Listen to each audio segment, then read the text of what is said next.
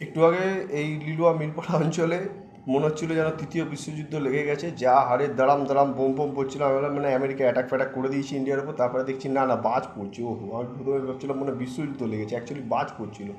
আর দ্বিতীয় জিনিস, এখানে একটা জিনিস ফলো করার মতো ছিল যে বৃষ্টির পর যখন ছাতাগুলো ছিল না সব সাইড করে দিল। তো সেটাই আমার বক্তব্য যে প্রতিটা বৃষ্টির পর ছাতা যেরকমভাবে সাইড করে দেওয়া হয়, দরকার মিটে গেলে যেমন মানুষ ভগবানকে ভুলে যায়, তা তুমি আমি কোন ডেচকির মশলা আছি। তাই জন্য নিজের লাইফটাকে একদম স্ট্রেট ফরওয়ার্ড রাখো, যারা পড়াশোনার দিকে আছে ওই দিকেই থাকো, এদিক ওদিক নড়ো না। আর আজকের ভিডিওটা হচ্ছে সকলের জন্যই, তোমাদের সকলের কাছে আগে অনুরোধ, ভিডিওটাকে লাইক শেয়ার এবং সাবস্ক্রাইব করবে। এবং দেখো আমি ভালো ভালো ভিডিও এনে দেবো, তোমাদের কাছে এটা অনুরোধ রইলো যে তোমরা এটাকে আরও বেশি করে প্রচার করো, যাতে এটা সবার মধ্যে পাবলিকলি ছড়াতে পারে।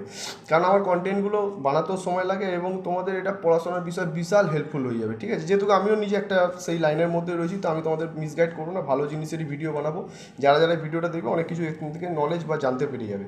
তা আজকের টপিক ছিল হচ্ছে শিখ ধর্ম। শিখ ধর্মের মধ্যে টোটাল 10টা গুরু ছিল। 10টা গুরুর মধ্যে হচ্ছে গিয়ে প্রথম গুরুকে বলা হয় গুরু নানক, দ্বিতীয় গুরু হচ্ছে গুরু অঙ্গদ, তৃতীয় হচ্ছে গুরু অমর, তৃতীয় হচ্ছে গুরু অমর, চতুর্থ হচ্ছে গুরু রামদাস, পঞ্চম হচ্ছে গিয়ে গুরু অর্জুন দেব, 6 হচ্ছে হরগোবিন্দ, 7 হররাই, 8 হরকৃষ্ণ। হরগোবিন্দ হররাই হরকৃষ্ণ এইভাবেই মনে রাখবে, 6 7 8 হয়ে যাবে।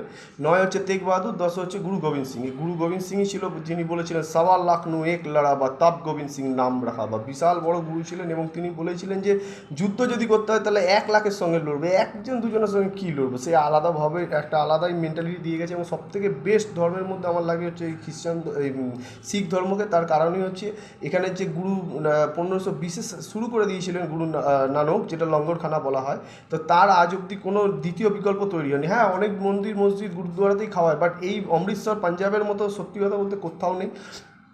যারা গেছো তারা তো এই বিষয়টা অবগত রয়েছেই বা জানতেও পেরেছো।